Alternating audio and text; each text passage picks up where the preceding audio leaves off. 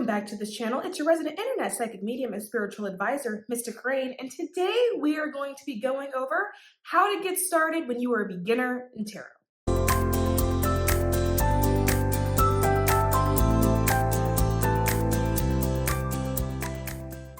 So I have been a tarot teacher here on YouTube for a couple of years now. Some of you may actually know me from the Learn Tarot series that exists on this channel. If you're curious about that, the link is in the description box below. But it's a series of videos where I teach you all the meaning of each of those tarot cards.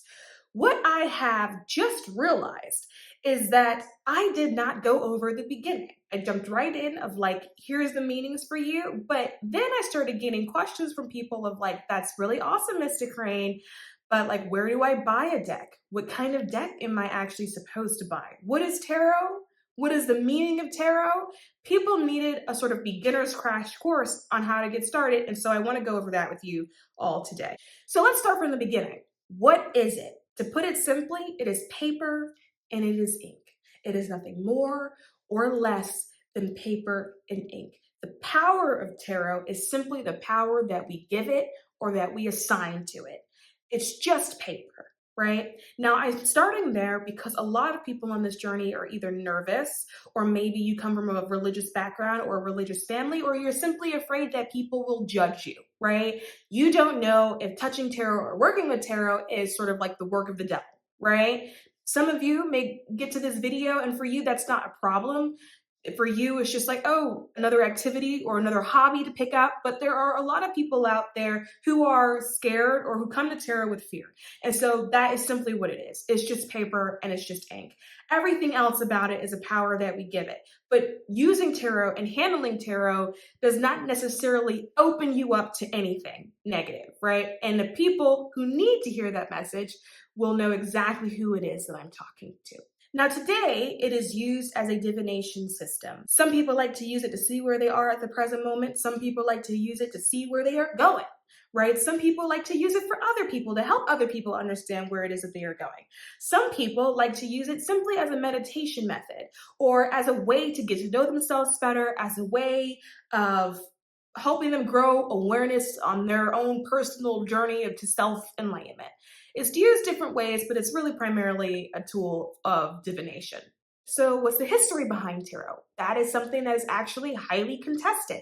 No one knows for sure. There is a school of thought that says it's from like ancient Italy, another school of thought that says it's from like ancient Greece, another school of thought that says it's actually African and from ancient Egypt. No one specifically knows where it actually comes from.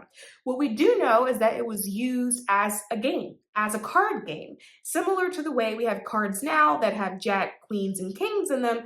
That is how tarot used to be used before it was turned into a divination tool. Why it was turned into a divination tool, nobody really knows. So what is the actual meaning of tarot? What is it supposed to do? And sure, it is a system. It is a system of symbols that is supposed to give you insight into where you're at and where you are going. This is actually known as the Fool's Journey. The Fool's Journey is a metaphor for you. You are the fool, okay? You are the fool.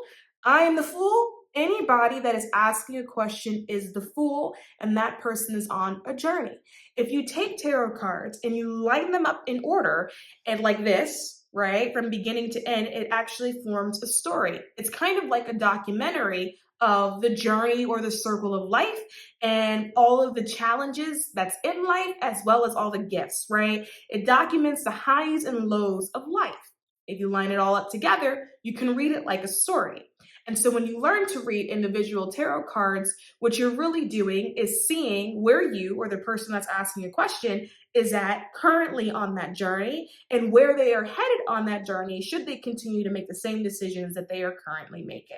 The tarot deck itself is actually broken up into 78 different cards. 22 of those cards is what is called the major arcana, and 56 of those cards is what is called the minor arcana. The major arcana is the cards that show you the major themes of life, the major themes that you will encounter on your journey of life as the Fool. And the minor arcana cards are showing you all the little details that pertain to each part of that journey. There are four suits in a tarot deck, similar to how there are four suits in a regular deck of playing cards. And those four suits are wands, cups, swords, and pentacles. Each suit governs a different thing.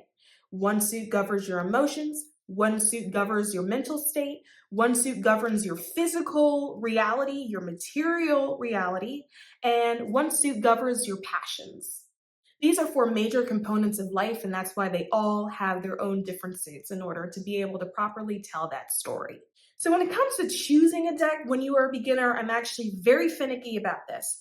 You should be using the Rider-Waite Tarot deck, and I stand by that. Some people disagree. That is okay. But the reason why I stand back behind using the Rider-Waite Tarot deck to be the deck that you study with and learn with is because every modern day deck that is produced in the market today is produced from the symbolism and the original imagery from the Rider-Waite deck. If you know how to read the Rider-Waite deck, you know how to read every deck that you will ever come across. If you flip it and you learn how to read a more modern day deck first, when you pick up a different deck of cards, you may not be able to read that because all of the symbolism may not be there or the correspondence may not line up. And that is for a lot of reasons. That is for modern day interpretation because the original imagery was actually created in 1909. And as we evolve, our feelings or about what things mean changes, but it could also just simply be the author's interpretation of what a certain card is supposed to mean. But if you want to understand traditional tarot and be able to be a traditional tarot reader, then you would need to have the Rider-Waite deck in order to do this. Now, there are a lot of editions of the Rider-Waite deck, and I'm going to put them right here. So you can use the original Rider-Waite deck. These are my recommendations. The original Rider-Waite deck. You can use the Rider-Waite Tarot deck. I have the giant version here. You can also use the Universal Waite deck as well as the Smith-Waite Centennial deck. And the reasons why I would recommend these specifically is because these are as close to the original imagery as you can get. Now, there are a lot of newer versions that have names like Radiant Rider Tarot or Radiant Wise Tarot. I would actually avoid these because these have been recolored. And so the color in them is actually different than the color in the original imagery. And again, if you want to understand traditional tarot, then you need to use the traditional imagery. And so I do want to give you an example of what I'm talking about. So this is imagery from the Rider-Waite Tarot deck, right? This is one of the ones that I recommended, right? Again, this is the giant card. I use it for teaching purposes. This is the imagery for the Universal Waite Tarot deck. I also recommend this one. This is the imagery for the Smith-Waite Tarot deck, right? And then finally, this is the imagery from a Radiant Tarot deck. And you notice it's been colored and the sky is blue, where it's not like that in these cards, which is why I would recommend the ones that I just listed versus something like a Radiant deck. Now, if you do have a Radiant deck, that does not mean that you have to go out and buy another deck, right? It just means that it's just not the original imagery. And if you are new to this and you haven't yet gotten a deck, you might as well get the one with the original imagery so you can start fresh. Now, going back to what I was saying before, modern day decks use this traditional imagery in their new imagery, which is why sometimes it can be difficult to pick up a deck of cards because you don't know what it is that you're looking at.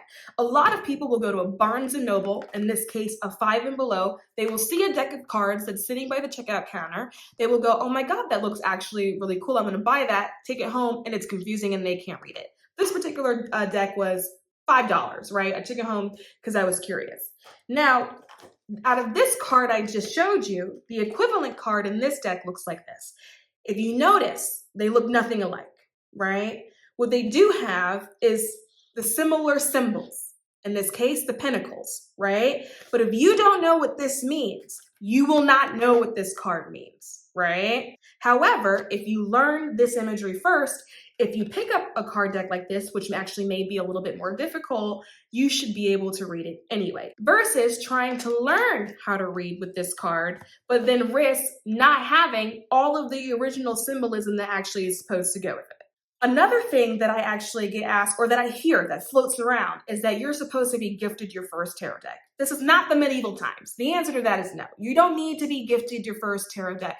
I recognize that for some people, this is more sort of like a ritualistic, indoctrination into tarot reading, but that's not true. I actually bought my own first tarot deck. Nobody bought me a tarot deck. And actually, if I waited for somebody to buy me a tarot deck, to this day, I would have never received a tarot deck, right? So it's not true. You can go get your own deck. Now, in terms of the editions that I did recommend to you, I feel like I hear people say, Mr. Crane, what is the best one out of those editions? I don't think that there is one. I think pick whatever one resonates with you. Pick whatever backing you like. They all have different backings. For example, this back looks like this back looks like this, and this back looks like this. And so have a look on Amazon or on the internet, and whatever back you like, that's the one that you pick, as long as you're picking from the recommendations that I have. Now, when you are searching online for one of these editions, you will notice that there are a number of Rider-Waite clones, such as this one, right? Meaning it's not one of the official editions that I have shown you. It just kind of looks a little bit off-brand, right? Recently, in the last few years, there has been a lot of copycat decks, a lot of, fake decks that have come out. Primarily, they come in from China. But what happens is that sometimes these decks get recolored. And so there is no way for me to know which deck got recolored. And so if you are someone that would prefer to buy like an off-brand tarot deck, which I would understand because it may be more cost effective for you, I wouldn't be able to recommend which off-brand one to buy because it varies so quickly. There's always a new one every day, and I can't keep up with it, and I don't know what all the colors look like in it. And so it may or may not have the proper symbolism for you. So now you've got your tarot deck. Congratulations. How do you read, right? So there are two types of readers. There are traditional tarot readers, and there are intuitive tarot readers. I started off as a traditional tarot reader because I did not have intuition when I first started.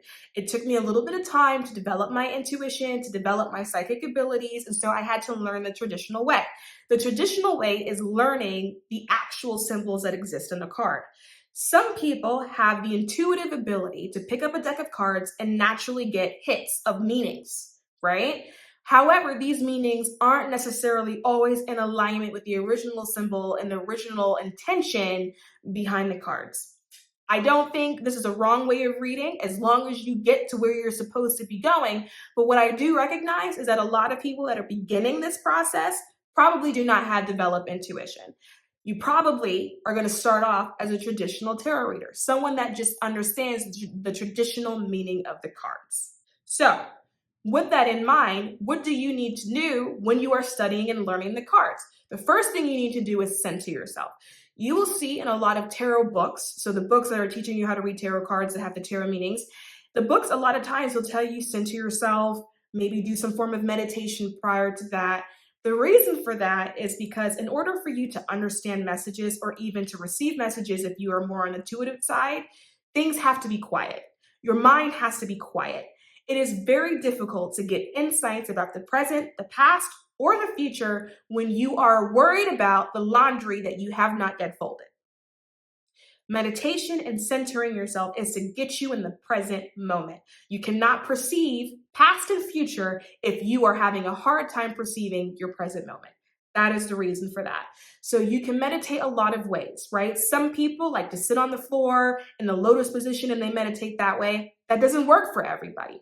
Some people prefer walking meditations. Maybe you do a walk around the block, or you go to the park and you walk silently and you allow yourself to be present and in that moment.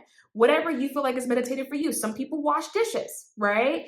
As long as that activity allows you to censor yourself and be aware of the present. Then, once you're aware of the present moment, you can get into the process of shuffling the cards and working with the cards. And so when you are shuffling the cards and working with them, a lot of beginners like to use what is called a tarot spread. A tarot spread is simply a way to lay out the cards in front of you where every card is in a specific position and each specific position has been assigned its own meaning, right? The easiest tarot spread is a 3-card spread known as past, present, and future. The card that falls here is talking about your past. The card that falls here is talking about your present. The card that falls here is talking about your future. In the beginning, what I would recommend is doing simply a one card pull, right? Or a one card spread, meaning you shuffle the deck, you pull out one card and you lay it in front of you. And you allow that card to tell you about what's happening with you in the present moment. And then as you get accustomed to being able to read that way, and I would recommend doing it once a day, it doesn't take you a whole long time, a lot of time to do, then you can slowly start incorporating more cards. You can add a second card, right? And you can do a today and a tomorrow if you would like to do it that way. And then if you get accustomed to reading that, then you can then add a third card, a fourth card, so on and so forth. Another really popular spread that people use is the Celtic Cross. I have a video about that. I will link it below. This is a spread you need to know. So in the midst of your studying, right? In the midst of you playing with all these spreads, I need you to make me a promise, and that promise is that you learn this spread, because all tarot readers know how to use it. And it's the fallback spread, it's the go-to spread, and it's a spread that when you're not getting any messages or any intuitive hits, if you use the spread, you can at least get the message out. Now, as you start to practice in this way, you will start to notice certain symbols start to pop out more at you. It's also repetition, so the more you see it, the more it sort of ingrains in your mind. And it's also like treating the tarot deck like flashcards, right? So you are constantly reasserting the images over and over and over and over again in your head and learning how to read them. That way, when you see certain symbols that pop out in other places or pop out in other areas of the deck, you know how to interpret them. In addition to using it this way, I would also recommend that you find a tarot book that actually works for you. There are tons of tarot books that are on the market with tarot meetings, and there are constantly new books that are getting released. And so just run to your Barnes & Noble or have a look at Amazon and see which one resonates with you and pick it up. If you were someone that's picking up tarot for the first time, you will notice that the deck has a little white book in the front, and that little white book has meanings in it. But I do not think that that little white book is sufficient enough for you to actually learn tarot with. Get yourself a nice book that functions more as a study guide where you can write in its margins in order to assist you in this process. Also have a look in your neighborhood, see if you have any local metaphysical bookstores. A lot of times these bookstores will have some form of tarot classes, or maybe there's a meetup group of tarot classes. Have a look at YouTube. Again, I will put the link below with my Learn Tarot series for those of you that are actually in the stage of wanting to know the meanings of the cards. But most importantly, what I would recommend is that you do readings for other people. You may have to find a friend or create an imaginary friend, right? And then just do one-off readings in order to get you accustomed to actually reading. And the reason why I would recommend this is that we don't do well reading for ourselves. The worst psychic that a person can have is themselves, right? We are too biased, we are too much in the thick of it, and we can't see properly. And so when you read for other people, you will find that you tend to be a little bit more accurate than trying to read for yourself. If you read for yourself in the beginning, you'll find that you may be off a little bit. So find yourself a friend, a sibling. If you don't have a friend or a sibling, find yourself an online group. This can be on Facebook. This could be on Tumblr, if anybody's still using that. There are tarot online groups, forums, maybe a Reddit, and people do tarot readings for each other for free while they're learning. And so you can join one of these groups. You can say, hey, I'm offering a free one-card tarot reading. I'm learning. I would love your feedback. And you can read for people that way. So there's a lot of ways to get some practice in. As you go through this process, your intuition will naturally develop. So if you are in the beginning phases and you feel like you're just not that intuitive, or you feel like you have no psychic ability, it is okay. You can read tarot too. And over time, while working with symbolism and getting comfortable with the tool, your intuition will start to develop naturally by itself. Some people take longer to develop than others. And because of this, there is no set time on how long it takes to fully understand tarot or learn tarot. A lot of seasoned readers are still learning tarot because there's a lot of symbolism and sometimes they have missed some things, and that's okay. So don't feel pressure to have it finished or complete, or feel pressure to know all of it by a certain period of time, because honestly, that's kind of impossible. It doesn't really work that way. So that's just my 2 cents on the information I feel like you should have and where I feel like you should go if you're trying to get started with reading tarot cards. I think it's an amazing tool. I have been reading it for many years and it has always assisted me on my journey, and I'm hopeful that it will assist you on your journey. If you did find this helpful, please like and subscribe to this channel. and I will see you all soon.